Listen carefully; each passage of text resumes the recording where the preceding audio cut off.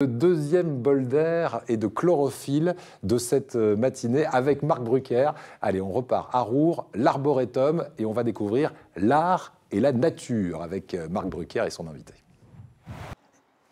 Eh bien Eric, l'Arboretum de Roure, ce n'est pas que la nature, c'est aussi, on en a parlé, le mariage finalement de l'art et de la nature avec ce pont qu'on vient d'enjamber, avec vous Michel, Oui. Pont dessiné, réalisé par qui? Elena Krajewicz et Robert Howlands. Quels sont les autres grands artistes présents ici à l'Arboretum? Oh, il y en a de très nombreux, puisqu'on a environ 70 artistes issus en grande partie du collectif Nomade. Des grands noms aussi, Mais des comme grands Sosno. noms, Sosno, Nicolas Lavarenne, bien évidemment, mais également Ben. Et tout ça finalement c'est fait pour permettre aux gens de découvrir, d'apprécier davantage peut-être la nature, Oui. comme ce genêt cendré ici, Oui. qui est très beau, et puis ce pin qui a l'air en pleine forme d'ailleurs. Oui, voilà. Là, c'est le printemps aussi pour lui, c'est le pain accroché, Pourquoi on l'appelle pain à crochet? parce que justement, il a ses aiguilles qui sont resserrées comme un crochet. Et là, on Et qui sont sent par que le cinq. printemps est en train de poindre, hein, parce que quand on regarde au-dessus de nous, Et oui. eh bien, on les voit, ces bourgeons. C'est vraiment la nature qui s'éveille. Et alors, ce qui est surprenant aussi, Michel, c'est quand même cet arbre. Là, vous allez nous C'est expliquer. magnifique. Parce que cet arbre, il est en train de peler, finalement. Hein, c'est Oui, ça. c'est vrai que nous sommes décalés de 2 mois en altitude. Et lui, c'est le fameux prunus du Tibet, Oui. prunier du Tibet, Mm. qui a une écorce absolument extraordinaire, on dirait de l'or ou du cuivre, et il se desquame.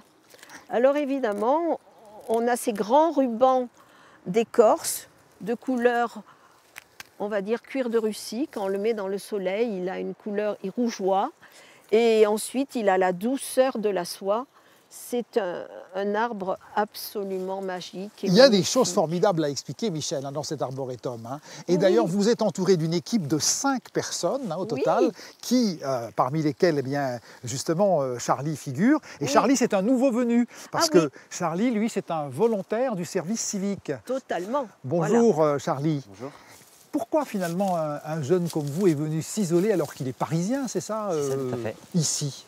Eh bien, pour le cadre, surtout, et aussi d'offrir mon temps à une association, à un but qui est là pour l'environnement, mais qui peut être humanitaire ou Comment as-tu découvert l'arboretum?